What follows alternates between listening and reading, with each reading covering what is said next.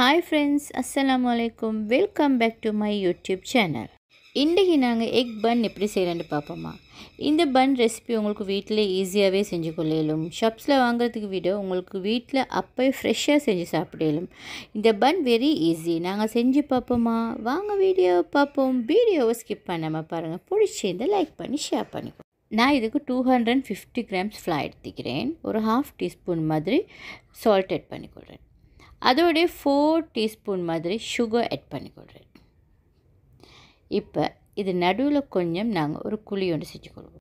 இப்போ இன்றைக்கி நான் 4 டேபிள் ஸ்பூன் பட்டர் எடுத்து அதை கொஞ்சம் டபுள் பாயில் பண்ணி கொஞ்சம் மெல்ட் பண்ணி எடுத்துக்கிறேன். அதையும் ஆட் பண்ணிக்கொள்கிறேன். இப்போ அதே மாதிரி இன்றைக்கி நான் 1 கப் மில்க் எடுத்துக்கிறேன். அதில் 1/2 கப் மாதிரி ஆட் பண்ணிக்கொள்கிறேன். இப்போ இதுக்கு 2 டீஸ்பூன் இன்ஸ்டன்ட் ஈஸ்ட் எடுத்துக்கிறேன். அதையும் நான் இதில் ஆட் பண்ணிக்கொள்கிறேன். இப்போ இதை நாங்கள் நல்லா மிக்ஸ் பண்ணி பன் டோவை செட் பண்ணிக்கொள்வோம்.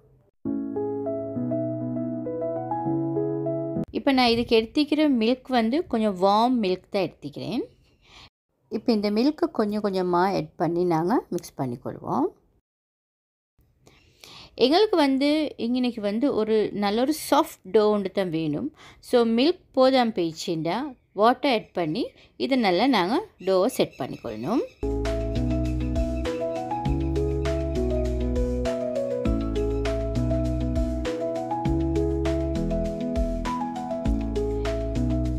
இந்த டோவை மிக்ஸ் பண்ண ஸ்டார்ட் ஆகப்போக்குள்ள கையில் ஒட்டுற பதத்துக்கு தான் நிற்கும். அதுக்காக வேண்டி ஃப்ளார் டஸ்ட் பண்ண தேவையில்லை. அது நல்லா நீட் பண்ணி வரப்போக்குள்ள கணக்கான கன்சிஸ்டன்சியில் வந்துடும்.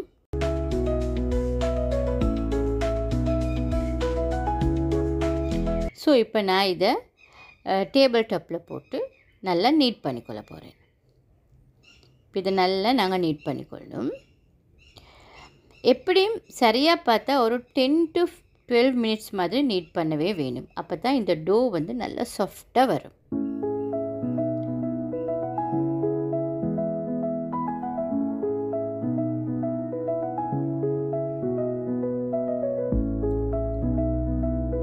நாங்கள் நீட் பண்ணப்போக்குள்ள இதை மாதிரி எங்களுக்கு ஆப்போசிட் சைடுக்கு வர மாதிரி முன்னுக்கு இழுத்து நீட் பண்ணணும். அப்போ தான் சரியாக வரும். கடைசிக்கு இப்படி நல்லா ரவுண்ட் பண்ணியும் நீட் பண்ணிக்கொள்ளணும். எப்படியுமே இழுத்தா லைட்டாக இழுப்படுற பதம் வரணும். அப்போ தான் இந்த டோ சரியாக வந்திக்கும்னு எங்களுக்கு நினைக்கலும்.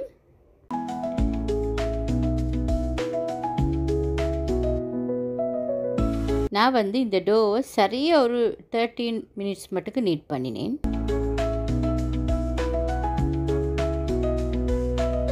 இப்போ நாங்கள் இதை டிவைட் பண்ணிக்கொள்ளணும்.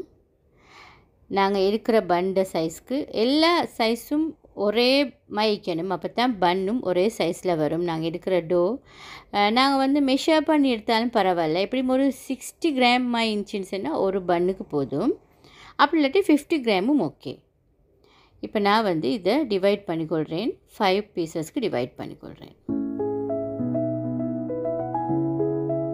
அப்படி 5 பீசஸ்க்கு டிவைட் பண்ணினா ஒரு பீஸ் ஒரு பால் 50 கிராம்ஸ்க்கு வரும். இப்போ இதை நல்லா நாங்கள் பால் பண்ணிக்கொள்ளணும். பால் பண்ணி நீங்கள் வைக்கிற இடம் அப்படி இது ஒட்டிப்படும் இருந்துச்சுன்னா கொஞ்சம் ஃப்ளார் டஸ்ட் பண்ணிவிட்டு வைங்க. அப்போ தான் அதை எடுத்து திரும்ப தட்ட போகல ஈஸியாக வரும். இல்லாட்டி கையிலெல்லாம் ஒட்டிக்கும்.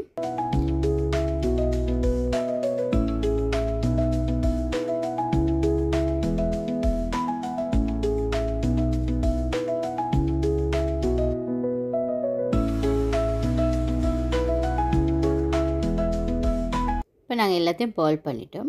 இப்போ அப்படியே ஒரு க்ளோத்தண்டால் க்ளோஸ் பண்ணி இந்த டபுள் சைஸ் ஆவக்காட்டியும் எப்படியும் ஒரு 10-15 மினிட்ஸ் வச்சுக்கணும். அப்படி வச்சு எடுத்த பிறகு இது டபுள் சைஸ் ஆகிக்கும். இப்போ இது அப்படியே மற்பக்கத்துக்கு பிரட்டிக்கொள்ளணும். பிரட்டி அப்படியே ரவுண்ட் ஷேப்புக்கு மட்டும் தட்டணும். மிடில் தட்டிடக்கூடா. மிடில் அப்படியே ஒரு சின்ன ஒரு மேடொண்டு அப்படியே ஈக்க வேணும். நாங்கள் ரவுண்டுக்கும் ஃபுல்லாக தட்டி கொண்டு வரணும். இந்த எக் பன்னுக்கு எங்களுக்கு ஒரு ஷேப் ஒண்டிக்குது. எல்லா பன்னுக்கும் ஷேப் தானே. ஃபிஷ் பன், பர்கர் பன் இல்லை, இது மாதிரி எக் பன்னுக்கும் ஒரு ஷேப் ஒண்டிக்குது. ஸோ அந்த ஷேப்பை எடுக்கிற இப்படி தான். அதுக்கு 2 பக்கம் நுனியும் சேர்த்து இப்படி நாங்கள் மடிச்சுக்கொள்ளணும். மடித்து அதை அப்படியே திருப்பி மறுபக்கத்துக்கு எடுத்து ரோல் பண்ணி விட்டுடணும். இப்போ சரி, இது தான் எங்களோட எக் பன் ஷேப். சரியாக கார்னர் 2லேயும் கொஞ்சம் தின்ன மிடில் பார்ட் ஒரு பண்டி ஒன்று வந்திக்கும். அப்படி வந்தால் தான் இது சரியாக வரும். பார்த்தீங்களா, கொஞ்சம் மேடு பள்ளமாக வைக்கணும். அப்போ தான் இது சரியாக வரும் இந்த டோ. ஏன்னா எக் பன்னுக்குன்னு ஒரு ஷேப் உண்டு, அந்த ஷேப்பை நாங்கள் எடுக்கிறதா இப்படி தான் நாங்கள் செய்யணும். இங்கே பாருங்கள், இப்போ நான் தட்டுறேன். இன்னொன்றும் உங்களுக்கு நான் இதை மாதிரி செஞ்சு காட்டுறேன். ரவுண்டுக்கு மட்டும்தான் நாங்கள் தட்டணும், மிடில் கையை வைக்கவே படா. திருப்பி நாங்கள் 2 சைடையும் எடுத்து ஒரு கார்னர் விட்டு வர மாதிரி அப்படி செஞ்சுக்கொள்ளணும். செஞ்சு அந்த அப்படியே மறுபக்கம் பிரட்டி விட்டால் சரி. இந்த பண்டை ஷேப் எடுக்க போகல ஸ்மூத்தாக எடுக்கணும், மிச்சம் அமுக்கிடப்படாது. இப்போ பாருங்கள், நான் எல்லாத்தையும் இதே மாதிரி ஷேப்பை தட்டி வச்சேன். இப்போ நான் இதுக்கு எக் வாஷ் பண்ணிக்கொள்கிறேன்.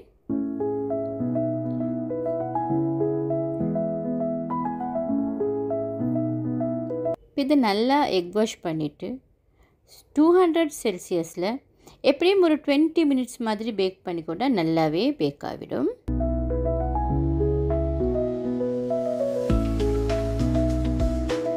இது நாங்கள் ஓவனில் போட்டு எடுப்போம். இப்போ இன்றைக்கி நான் ஃபில்லிங்க்கு கொஞ்சம் டொமேட்டோஸ் தின்னாக கட் பண்ணி வச்சுக்கிறேன். அதே மாதிரி எக்கை பாயில் பண்ணி அதையும் கட் பண்ணி வச்சுக்கிறேன். அதே மாதிரி ஆனியன், பிக் ஆனியன் 2 எடுத்து அதையும் கட் பண்ணி வச்சுக்கிறேன். சலட் லீவ்ஸை நல்லா வாஷ் பண்ணி அதை 2க்காக டிவைட் பண்ணின மாதிரி கட் பண்ணி வச்சுக்கிறேன்.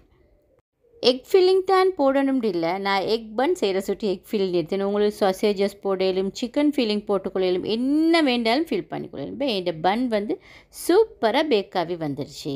சரியாக 20 மினிட்ஸ் பேக் பண்ணால் நல்லாவே போதும். ஆனால் அவன் எப்படியுமே டைம் டிஃப்ரெண்ட் ஆகும். ஸோ அதில் நீங்கள் பார்த்து பேக் பண்ணிக்கோங்க. இப்போ நான் வந்து இதுக்கு மேலால் கொஞ்சம் பட்டர் அப்ளை பண்ணிக்கிறேன். பட்டர் அப்ளை பண்ணி க்ளோஸ் பண்ணி எப்படியுமே ஒரு 10 மினிட்ஸ் மாதிரி நாங்கள் வச்சு எடுத்தோம்னு சொன்னால் பன் வந்து நல்லா சாஃப்ட் ஆகிடும்.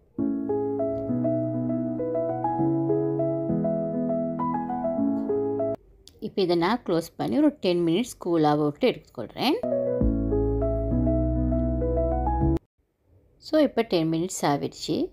இப்போ நான் இதுக்கு மிடில் பார்ட்டில் ஒரு கட்டொண்டு போட்டுக்கொள்ள போகிறேன், எங்களோட ஃபில்லிங்கை வைக்கிறதுக்காக வேண்டி. இப்போ நான் எக்கெல்லாம் கட் பண்ணி வச்சுக்கிறேன் தானே, இப்போ அதெல்லாம் நாங்கள் ஃபில் பண்ணணுமே. அதுக்கு இப்படி கட்டொண்டு போட்டுட்டு பட்டர் கொஞ்சம் நாங்கள் அப்ளை பண்ணிக்கொள்வோம்.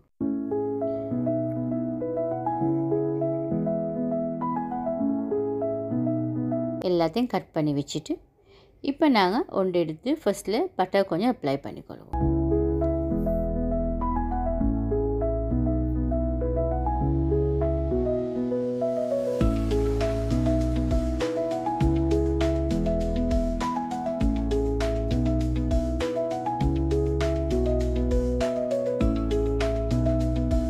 இதே மாதிரி எல்லாத்துக்குமே நாங்கள் பட்டர் அப்ளை பண்ணிக்கொள்ளணும். இப்போ நெக்ஸ்ட் வந்து நான் இதுக்கு கொஞ்சமாக பெப்பர் பவுடர் அப்படியே ஸ்ப்ரெட் பண்ணிக்கொள்கிறேன். லைட்டாக, மிச்சம் தேவையில்லை, லைட்டாக பெப்பர் பவுடர்.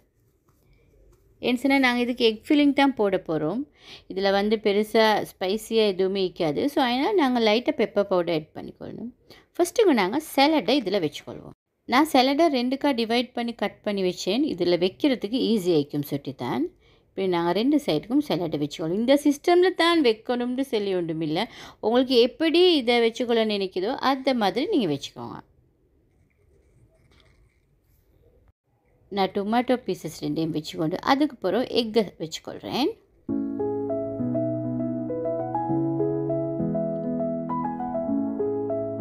இப்போ லாஸ்ட்டாக ஆனியன் பீஸையும் வச்சுக்கொள்கிறேன்.